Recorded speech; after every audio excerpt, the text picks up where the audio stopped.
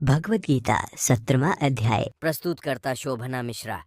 इस अध्याय में भगवान सत्व, रजस और तमस इन तीनों गुणों के अनुसार 3 प्रकार की श्रद्धा, 3 प्रकार के भोजन, 3 प्रकार के यज्ञ और 3 प्रकार के दान के बारे में बताते हैं। अर्जुन केशव से पूछते हैं, हे केशव, जो लोग शास्त्रों के विधान से हटकर लेकिन अपनी पूर्ण श्रद्धा से यज्ञ करते हैं, उनकी क्या स्थिति होती है?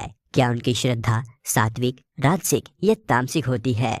भगवान अर्जुन के यह बोल सुनकर उत्तर देते हैं, सुन पार्थ, सभी प्राणियों की श्रद्धा उनके स्वभाव के अनुसार सात्विक, राजसिक या फिर तामसिक होती है। प्रत्येक प्राणी की श्रद्धा उसके अंतःकरण के अनुरूप ही होती है। जिसकी जैसी श्रद्धा होती है वह स्वयं भी वैसा ही होता है। सात्विक लोग देवताओं की उपासना करते हैं, राजसिक लोग यक्षों और राक्षसों की उपासना करते हैं और अंत में तामसिक लोग भूत प्रेतों की उपासना करते हैं। जो लोग दिखावा पसंद होते हैं, जो अहंकार और काम वासना से भरे हुए होते हैं और जो किसी वस्तु की लालसा से प्रेरित होकर ऐसा कठोर तप करते हैं जो शास्त्रों द्वारा अनुमोदित है, ऐसे लोग अपनी मूर्खता के कारण अपने शरीर में स्थित तत्वों के समूह को और साथ ही शरीर में निवास करने वाले मुझ परमात्मा को भी सताते हैं। ऐसे लोगों को तू आसुरी स्वभाव वाला समझ। प्रत्येक व्यक्ति का आहार भी इन 3 गुणों सत्व, रजस और तमस 3 प्रकार का ही होता है। ऐसा ही यज्ञ, तप और दान भी 3 प्रकार के होते हैं। जो भोजन जीवन, प्राण शक्ति,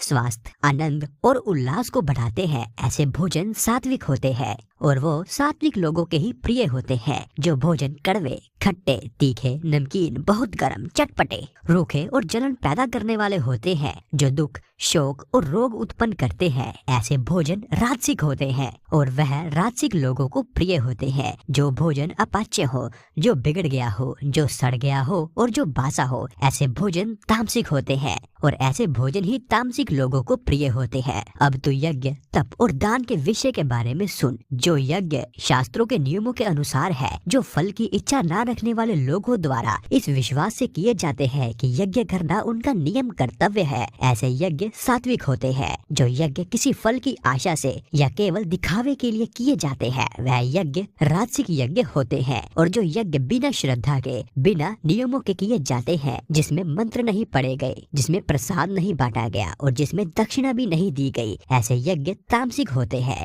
देवताओं की उपासना, गुरुजनों, ब्राह्मणों और ज्ञानियों का आदर सत्कार, पवित्रता, सरलता, ब्रह्मचार्य और अहिंसा यह शरीर के तप कहलाते हैं। मन की संतुष्टि, सौम्यता, मौन, स्वभाव की शुद्धि, आत्म संयम और मन का नियंत्रण यह मानसिक तप कहलाते हैं। ऐसे शब्द बोलना जो सत्य, प्रिय और हितकार हो और ऐसे शब्द ना बोलना जो दूसरों को दुख ना पहुंचाए या उन्हें बुरा लगे। नियमित रूप से वेद शास्त्रों का पाठ यह वाणी का तप कहलाता है। यदि यह तीनों शरीर, मन और वाणी का तप संतुलित मन वाले व्यक्ति द्वारा फल की इच्छा रखे बिना पूरी श्रद्धा से किया जाए तो यह सात्विक तप कहलाते हैं। यदि तप सत्कार, सम्मान या प्रतिष्ठा पाने के लिए, दिखावे के लिए किए जाते हैं तो वह राजसिक तप कहलाते हैं, जो कि अस्थिर और अस्थायी होते हैं। और यदि तप मूर्खता दुराग्रह के साथ अपने आप को कष्ट देकर या दूसरों को हानि पहुंचाने के इरादे से किए जाते हैं, वह तामसिक तप कहलाते हैं। जो दान किसी प्रतिफला की आशा से या भविष्य में कोई लाभ मिलने की आशा से दिए जाते हैं और जिस दान को देने में कष्ट और कलेश होते हैं, ऐसे दान राजसिक दान कहलाते हैं।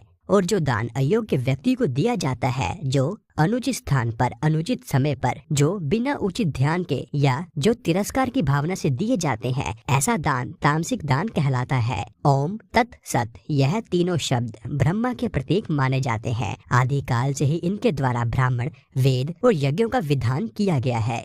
इसलिए ब्रह्मवादी लोगों द्वारा शास्त्रों में बताए गए यज्ञ, तप और दान की क्रियाएं हमेशा ओम शब्द का उच्चारण करके विधि अनुसार आरंभ की जाती है। प्रतिफल की इच्छा रखे बिना मोक्ष की इच्छा रखने वाले लोगों द्वारा यज्ञ, तप और दान की विभिन्न क्रियाएं तत् शब्द का उच्चारण कर के ही संपन्न की जाती है। सत शब्द का प्रयोग सच्चाई, सद्भाव और अच्छाई के अर्थ में तथा प्रामाणिकता, उत्तम कार्यों के लिए भी प्रयोग किया गया है। यज्ञ, तप और दान में दृढ़ता से और मजबूती से स्थित रहना भी सत्य कहलाता है। इस प्रकार इन सभी प्रियजनों से तथा परमात्मा के लिए किया गया कोई भी काम सत्य कहलाता है। बिना श्रद्धा के किया गया कोई भी यज्ञ, बिना श्रद्धा के किया गया कोई भी तप और बिना श्रद्धा के किया किया गया कोई भी कर्म और बिना श्रद्धा के ही किया गया कोई भी दान, यह सब असत्य कहलाता है। और असत्य का ना तो इस जीवन में, ना इस लोक में और ना ही परलोक में कोई भी लाभ मिलता है।